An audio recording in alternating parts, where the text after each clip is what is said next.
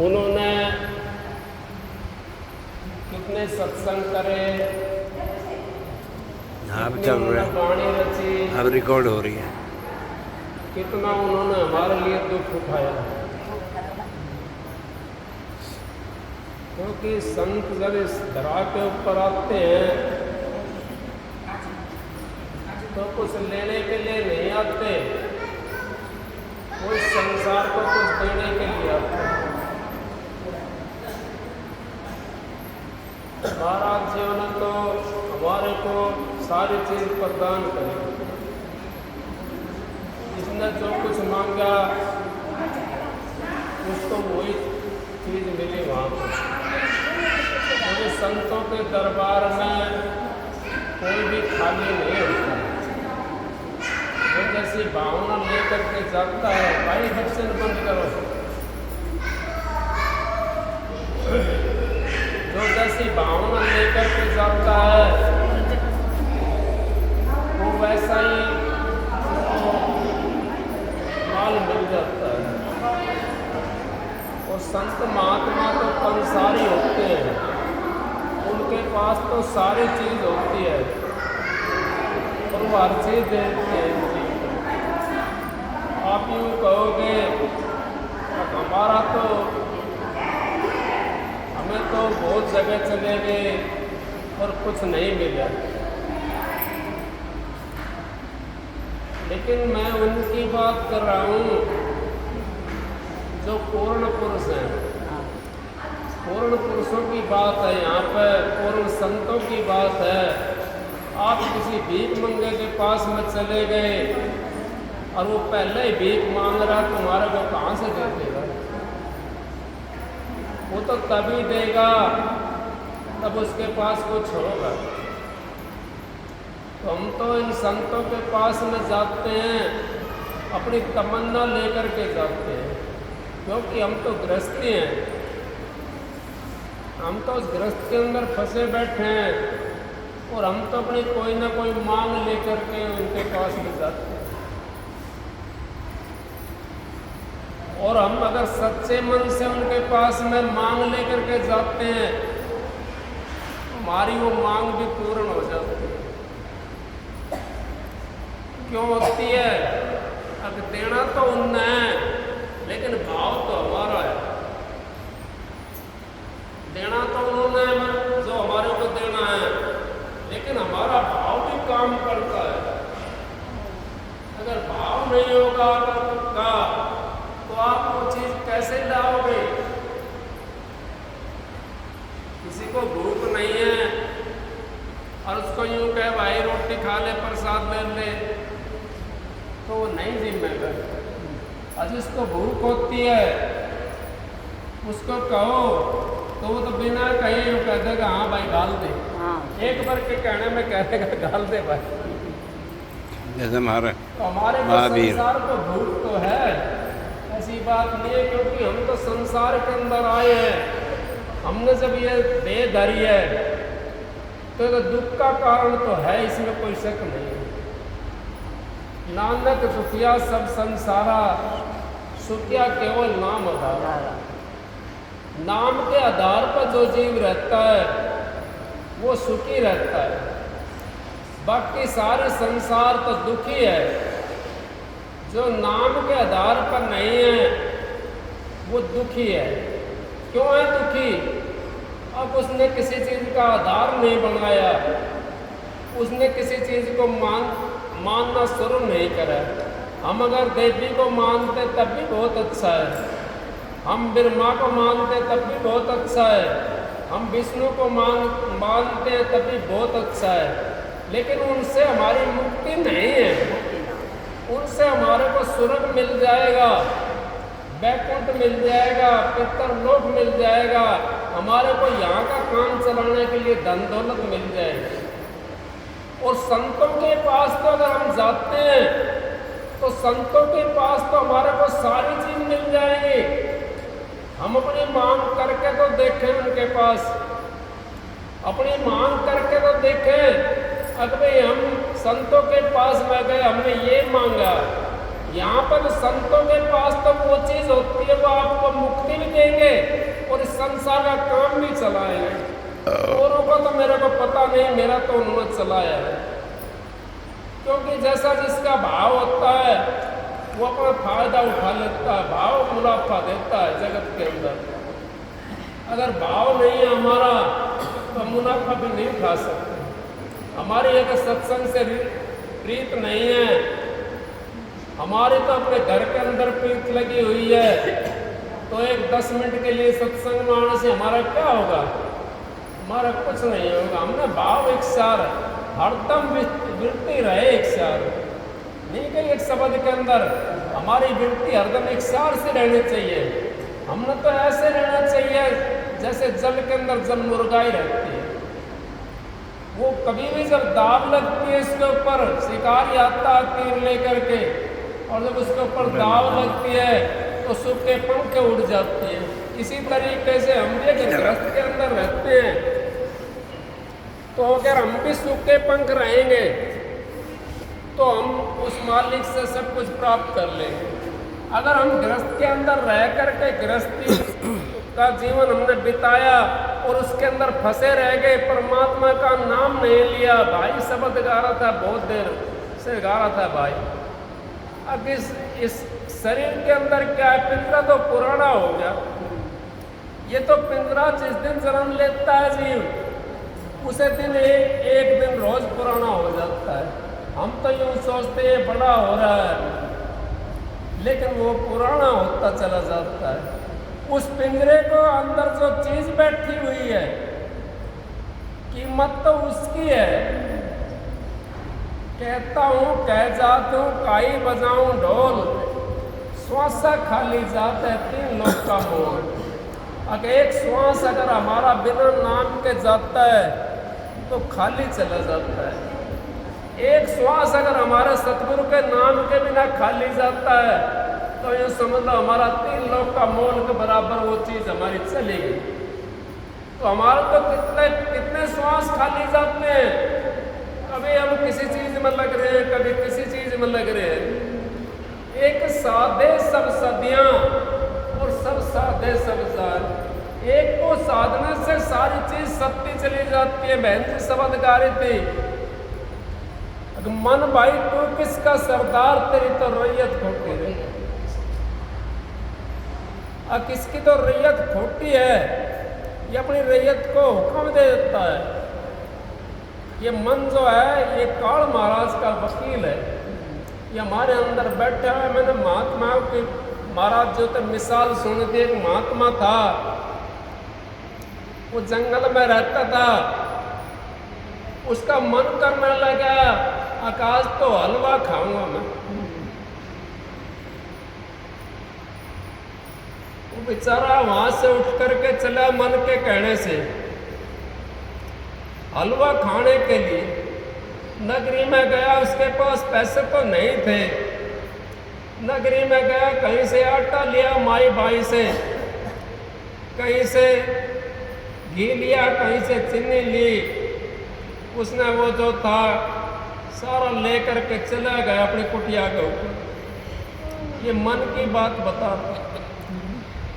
अपनी कुटिया पे पहुंच गया, वो बनाना शुरू करा। उसको गुरु का ख्याल आ गया, गुरु हमारे को बचा देता, नरकों से काट देता है गुरु हमारे को। हम फिर भी गुरु को नहीं मनाते। कैसे काटता नरकों से? जैसे महात्मा को निकाला। महात्मा का ये ख्याल आया, आकाश पर ये हलवा मांग रहा है मन, कल ये कुछ और चीज मांगने लगा, तू कहाँ से लाकर देगा? तू तो साधु है, तू तो साधु है, कहाँ से ला करके देगा? उसने बनाया हलवा, खूब प्यार से उसको हलवे को बनाया और उसको युक्ति थी ना साधु के अंदर, तो गुरु का हुक्म था।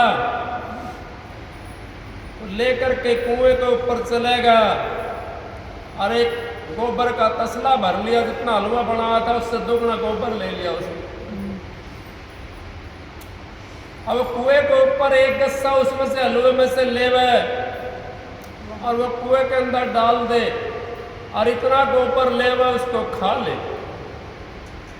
जब एक गस्सा हलवा रह गया उसका मन जो था ना लेकर करके बाहर प्रकट हो गया। नो बोला भाई भला मानस तू उस एक गस्से को तो मेरे को खिला दे कम से कम। नो बोला भाई नहीं, तू मेरे को फिर दुखी करेगा। जिन्होंने मार मन डाला सूरमा उसी को कहना, जिन्होंने अपने मन को मार लिया मोड़ लिया, एक ही बात है। वो भी फेंक दिया उस हलवा उसके अंदर गोबर और खा लिया, मन उल्टा चलेगा। क्या करेगा मन? मन जाए तो जान दे, गए कह राख शरीर, बिना चिल्ला चढ़ाए कमान का तो कैसे लागती।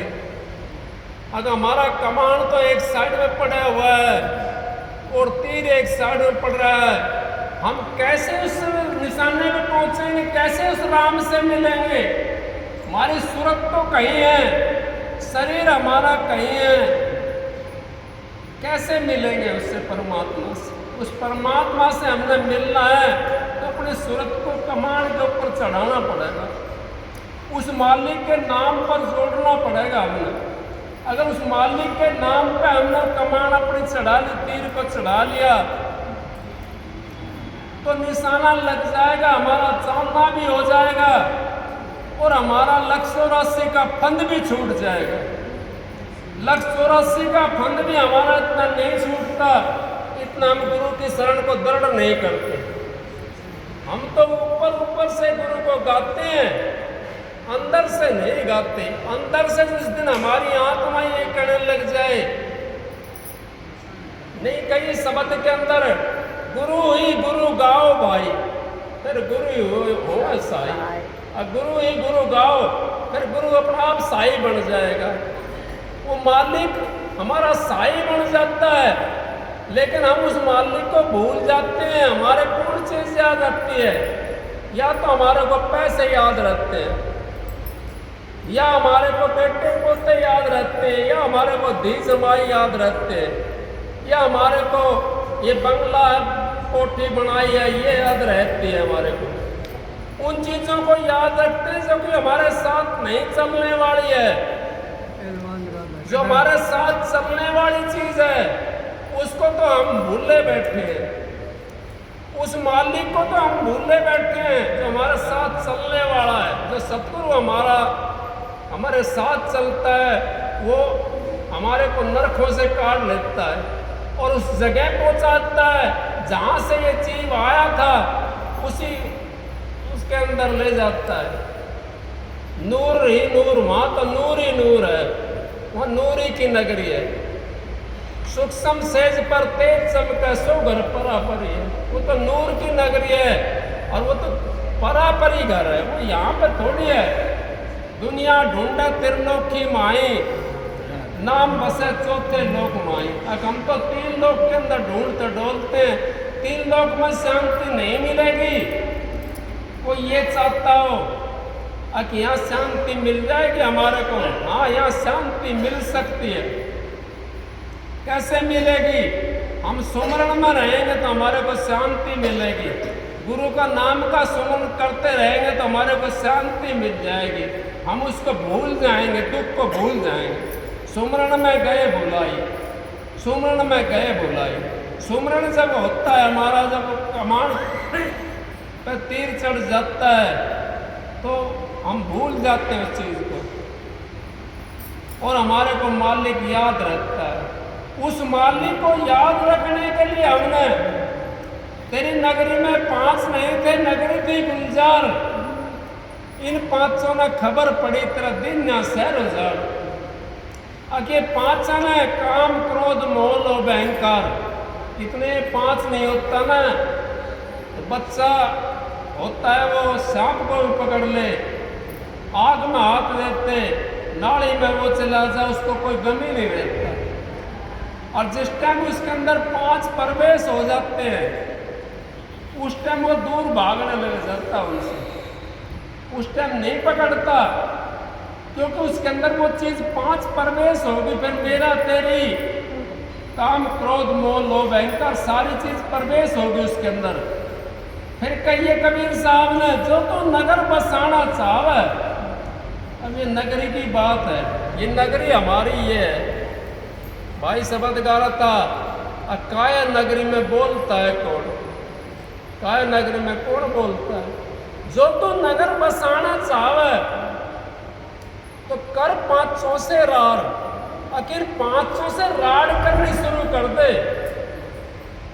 एक राजा था, वो कहने लगा, अगर भाई मेरे बकरे को कोई सिखा सकता है।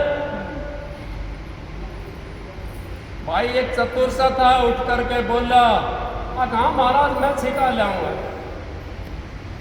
वो लेके गया, उसने सोची बिलोड़ा खवा दूं, चना खवा दूं, बाजरा खवा दूं, गेहूं खवा दूं, जो इसका खाजा है घास खवा दूं। उसने बहुत कुछ खवाया। अब वो बकरा बेचारा सीखा नहीं। उस टाइम थोड़ा सा 2 मिनट के 1 मिनट के लिए थोड़ा मुंह मोड़ा, फिर हरी घास आई तो फिर खाने लगे। तो उसने फिर घास भी खिला दी। वो छिका करके उसको राजा के पास में लेगा। राजा से कहने लगा, महाराज मैं इस बकरे को छिका करके ले आया हूँ। तो बोला, अच्छा भाई तो छिका कर ले आया। राजा बोला अपना उससे नौकर से, भाई घास लाना।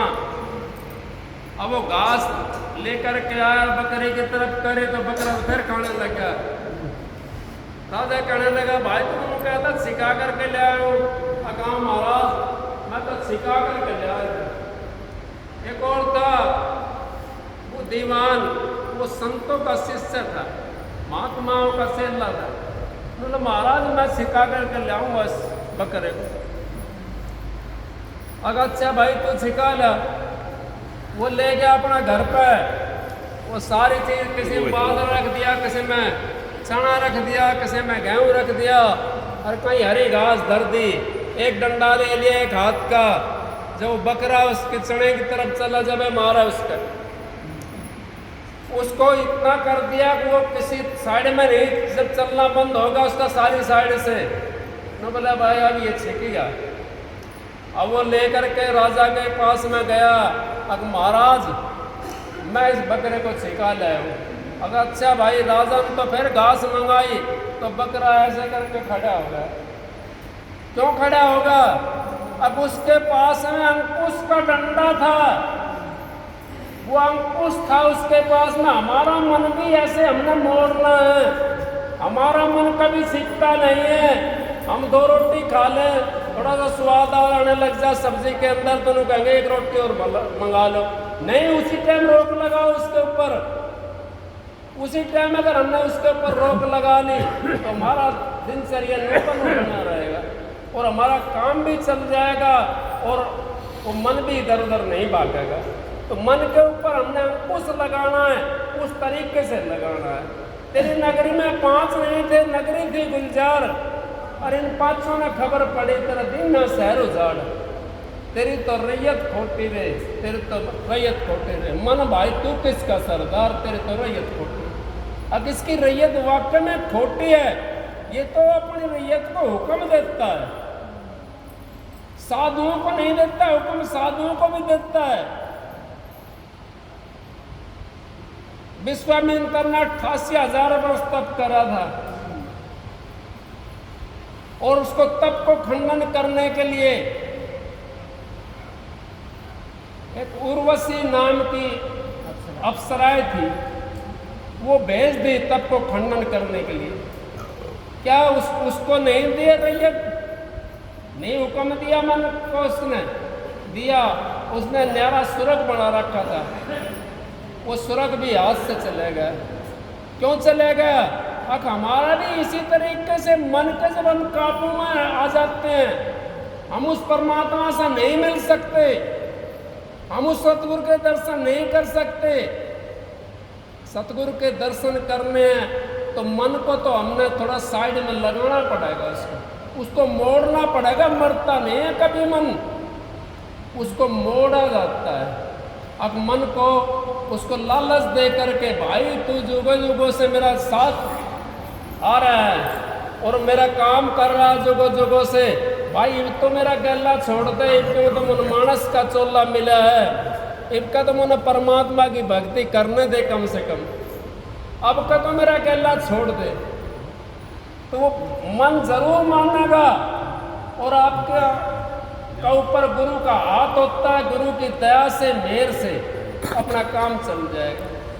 जब तक गुरु की दया नहीं होती, जब तक मन भी काबू में नहीं आता, हम यूं सोचे बिना गुरु के मन को काबू में कर लेंगे, नहीं कर सकते। गुरु से तो हमने प्यार करना पड़ेगा, बाहर के गुरु से भी प्यार करना पड़ेगा, अंदर वाले से भी करना पड़ेगा, फिर हमारा मन काबू में आना शुरू हो जाएगा। क्योंकि जब तक सपेला सांप को नहीं पकड़ सकता, जब तक वो बीन नहीं बजावेगा। बीन बजानी पड़ेगी, वो अपना झोड़े झंडा में दूर रख देता है और बीन का लहरा सुना करके जब चपदन पकड़ लेता है, उसको पकड़ लेता है ना। क्यों पकड़ लेता है वो? अब वो जब तक हम सतगुरु का लहरा नहीं सुनेंगे, सतगुरु से प्यार नहीं करेंगे, सतगुरु की जब तक हमारे उसका विमान के ऊपर नहीं चढ़ेगा सतगुरु का नाम, जब तक हमारे को वो लहरा सुनाई नहीं देगा। और जब सतगुरु प्रेम हमारे हृदय के अंदर जग जाएगा, प्रेम गली अति सांकरी जामा दोनों समाए, चाहे तो हर की भक्ति कर, चाहे संसारी विषय कमा, चाहे तो मालिक का नाम भजले, चाहे संसार से अपना काम कर ले। संसार से काम हम क्या करेंगे? मालिक से काम होता है। अगर हमारे जुड़ने से जुड़ता हो और हमारे खर्च करने से खर्च होता हो, तो सारा दिन में मोदी पता ना कितने कर देता खर्च, और मोदी कितने जोड़ देता। तो मालिक की मौज होती है, सतगुरु के जिसके पर दया हो जाती है, ऑटोमेटिक बढ़ता चला जाता है। जिसका सतगुरु के ऊपर जिसका विश्वास हो जाता है, ऑटोमेटिक बढ़ना शुरू हो जाता है। ये तो हम तो अपनी मन की मर्जी से करते हैं, मन की मर्जी से हम चलते हैं। हम तो ये सोचते हैं सतगुरु क्या करेगा, सतगुरु क्यों नहीं करेगा? सतगुरु तो दाता है, वो तो मालिक का मालिक है, वो तो पूर्ण पुरुष है, वो तो नाम ही धाम राधा स्वामी धाम से आया हुआ है। वो हमारा सारा काम करता है और हमारे को उस धाम में ले जाता है, और यहाँ का भी काम बनाता है और आगे का काम भी बनाता है हमारा। लेकिन हम तो उसके ऊपर विश्वास नहीं करते, तो इस करके खाली रह जाते हैं। बहुत से ऐसे हैं जो विश्वास नहीं करते, वो पहले भी खाली थे और आज भी खाली है और आगे भी खाली रहेंगे। जब तक वो विश्वास नहीं जमाएंगे अपने गुरु के ऊपर, जब तक उनका काम बढ़ नहीं सकता। क्योंकि हमारा काम तो गुरु से बढ़ना है, हमने तो गुरु का पल्ला पकड़ा है, उसी से हमारा काम बढ़ना, दूसरे से हमारा काम नहीं बढ़ सकता। दूसरे के अगर हम पल्ला पकड़ते हैं, दूसरे के संग जाते हैं, तो फिर हमारा जैसा कौन है? कोई नहीं। फिर तो हम तो धोखे में बैठे हैं, क्योंकि अपने गुरु को हमने पूर्ण नहीं समझा। हमारा गुरु जैसा तो इस सृष्टि के ऊपर नहीं आया हो तो बताओ। मैंने तो बहुत सत्संग सुने महाराज जी के, उनने जिसने जो कुछ मांगा उनसे, उनको वही दिया महाराज जी ने। और मेरे सामने की बात है, माता जी आगे वहाँ पर उसको पता नहीं इंद्र जाल किस जाल में फंसी हुई थी, तो पैर भी जुड़ रहे, तो दो लड़के थे उसके, वो उठा करके लेकर आए थे। और महाराज जी सत्संग करते करते उन्होंने एक सेब बना करके प्रसाद दिया माता जी को, और प्रसाद खिलाया उस सेब का। उसके बाद वो उठाने लगे उसको, मुन्ना भाई उठाएगा नहीं, ये अपना आप उठेगी। फिर बताओ, फिर भी आपने नहीं समझा। वो तो वैद थे, वो तो कुल रम के वैद थे, वो मालिक राधा स्वामी धाम से आए थे। उन्होंने तो अपना किसी के 5 आंगली भी ऐसे नहीं छोड़ने दी किसी को। उन तो अपना जितना पवित्र जीवन रखा, वो तो मालिक थे। इसी तरीके हम भी अपना अगर पवित्र जीवन रखेंगे तो हम भी इन बीमारियों से बच जाएंगे। अगर हमने अपना पवित्र जीवन नहीं रखा और हम तो मान बढ़ाई के अंदर लगे रहे, तो फिर क्या है? कुछ भी ना, मान बढ़ाई तो उल्टा व्यवहार है। ये तो यहाँ का है, थोड़ी देर राजी हो लेते हैं, अगर मेरी बढ़ाई होगी या मेरी बुराई होगी, थोड़ा तो दुखी हो लेते हैं। लेकिन ये यहाँ का व्यवहार और वहाँ का व्यवहार तो अलग है।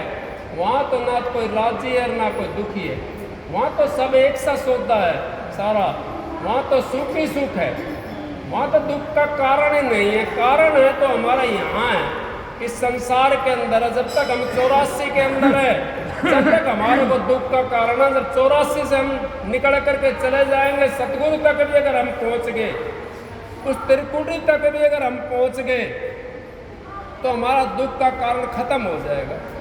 जब तक हम त्रिकुटी तक नहीं पहुँचते, इतना हम दुख के अंदर रहते हैं। नूरू गुरु तक नहीं पहुँचते, इतना हम दुख के अंदर रहते हैं।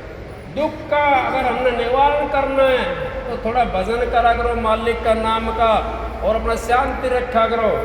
कोई कुछ कह दे तो उसने बर्दाश्त करा करो, क्योंकि बर्दाश्त में सब कुछ है। बर्दाश्त करोगे तो आपको शांति मिलेगी, बर्दाश्त नहीं करोगे तो आपको भी अशांति मिलेगी। क्या फायदा होगा उससे? अपने घर में शांति रखो, अपने माँ बाप की सेवा करो, अपने पति की सेवा करो, और कोई बहन हो सासू ससुरा की सेवा करा करो अपने को। उससे हमने हमारा उद्धार हो जाएगा। हमारा आधा भजन तो उससे बन जाता है, सेवा से। सेवा सिद्ध सफलता, सेवा विजय अपार, सेवा में मेवा मिला, सेवा में करतार। सारी चीज़ तो सेवा के अंदर मिल जाती है, फिर कौन सी चीज़ रहेगी बाकी? कोई भी चीज़ बाकी नहीं रही हमारी, क्योंकि सेवा से हमारा को सारी चीज़ मिलेगी। सेवा से हमारे को वो चीज़ प्रदान होगी अब जो हमने कभी मिली नहीं थी। सेवा से सिद्ध कब होता है? ये सारे दिन धूनी लगा कर तपते हैं, जब सिद्ध होता है। और तुम्हारा सेवा से सिद्ध हो जाते हो तुम। सेवा करने वाले की बात कर रहा हूँ मैं। अब तुम तो सेवा सिद्ध हो गए तुम। सेवा सिद्ध सफलता भी साथ आएगी सेवा के साथ में। फिर सेवा से विजय, और सेवा से अपार, इस पार से उस पार। क्या व्यास वाले सेवा पर जोर क्यों देते हैं? महाराज जी नहीं कहते थे परम संत हजूर ताराचंद जी, अब सेवादार तो व्यास के हो और संगत सत्संग हमारा हो, तो घाट के ऊपर शेर बकरी को पानी पिला दे, ये कहते थे महाराज जी।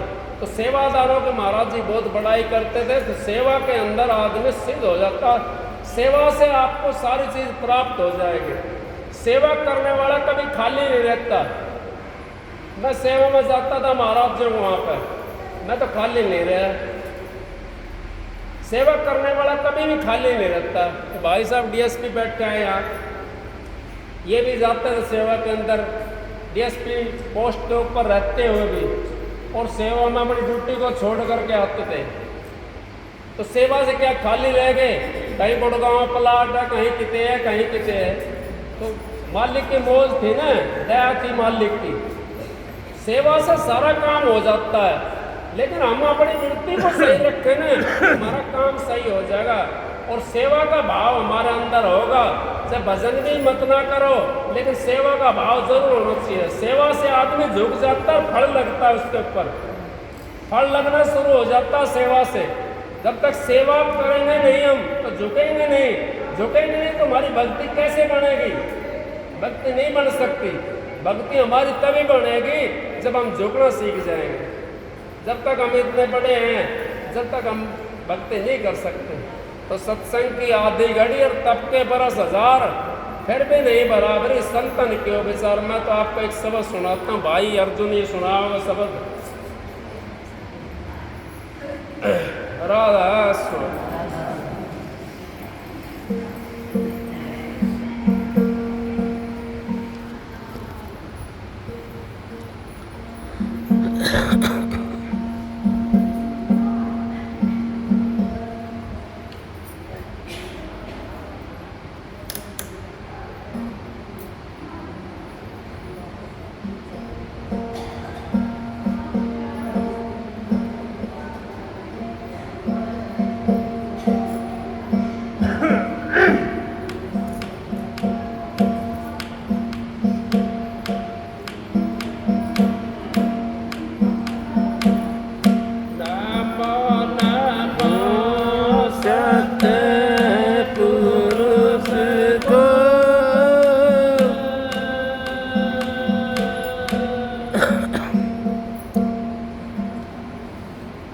नमन करो जी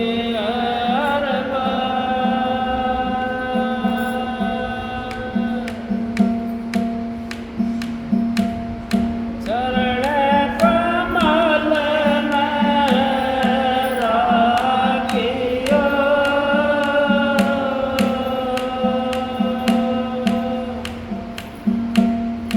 मेरे सतगुरु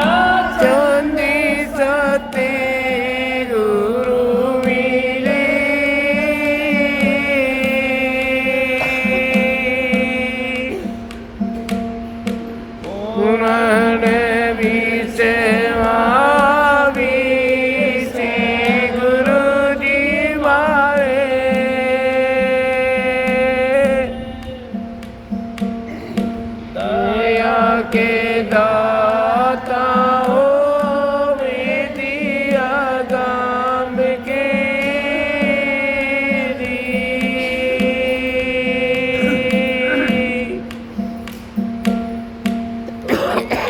मेरा तीनों की ज्योति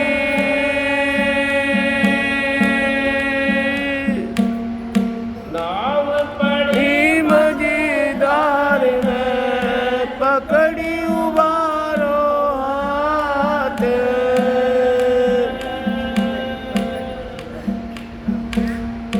तुम्हारा को मेरी छोड़ो तो बन जाए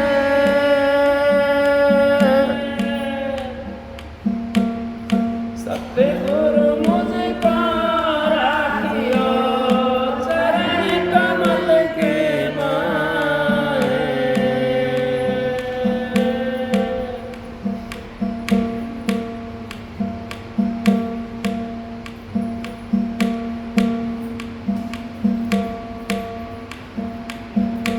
आनंद के लुटे खजाने बार सतगुरु के दरबार में आनंद के लुटे खजाने हमारे सतगुरु के दरबार में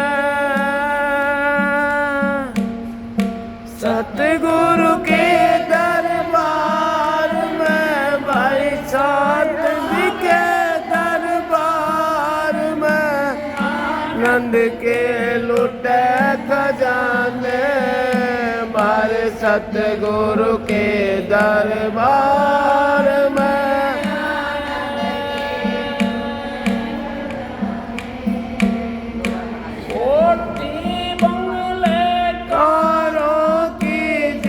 कमी नहीं है पास में कोटि मंगले कारों की जिंद कमी नहीं है पास में वो बीनू कहते हैं हम सोच दुखी संसार में वो बीनू कहते हैं हम बहुत दुखी संसार में के लुटे खजाने मारे सतगुरु के दरबार में सतगुरु के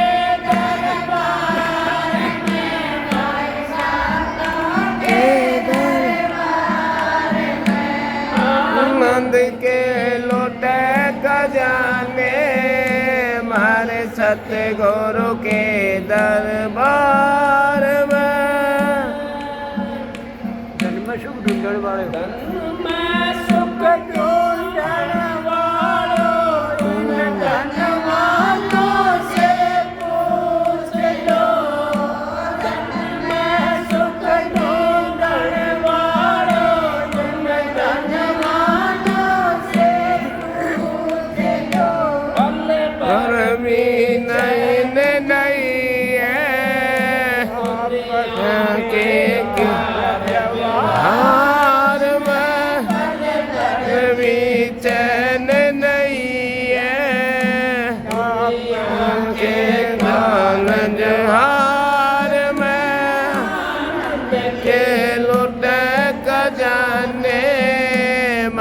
सतगुरु के दरबार में, सतगुरु के दरबार में, भाई संतों के दरबार में, आनंद के लौटे खजाने मारे सतगुरु के दरबार में।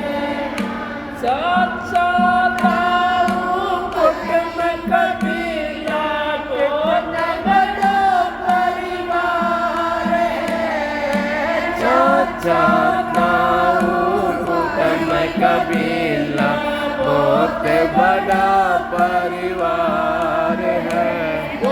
देख रोज कचेड़ी भाई आपस के तकरार में, देख रोज कचेड़ी भाई आपस के तकरार में।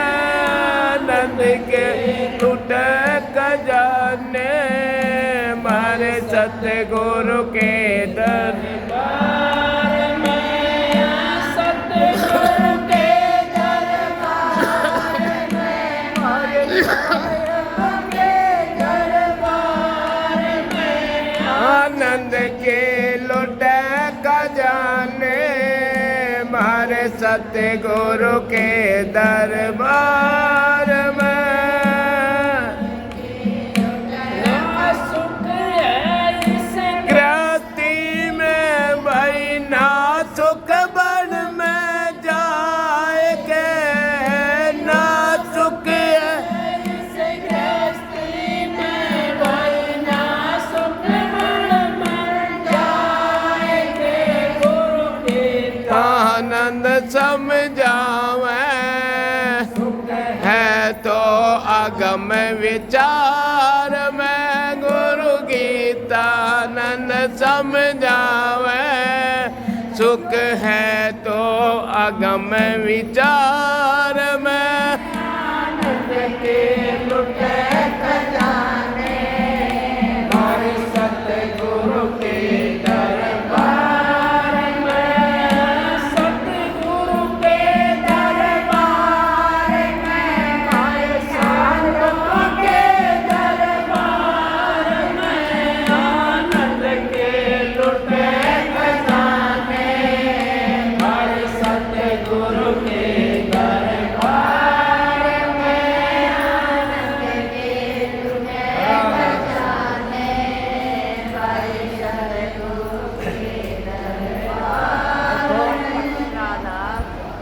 दरबार। ये जो शब्द है ये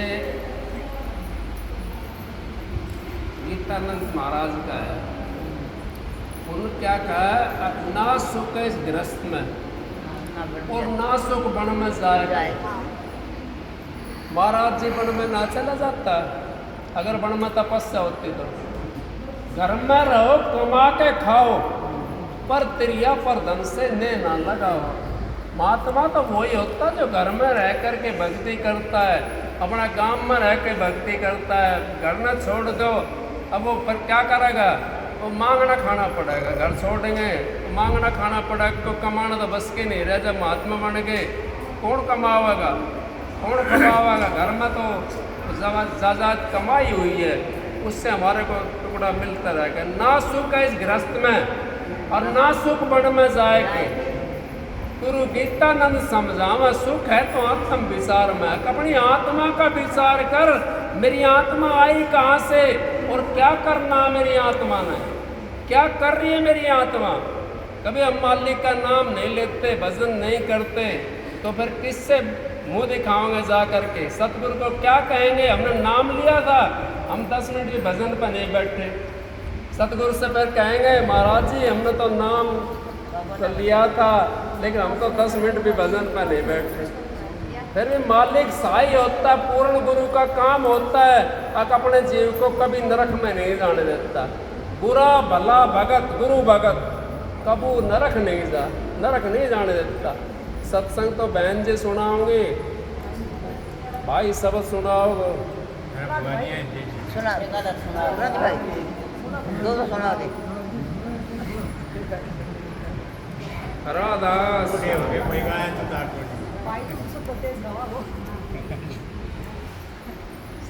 बजा दे बजा मेरा भाई के सुना जा बात जगह के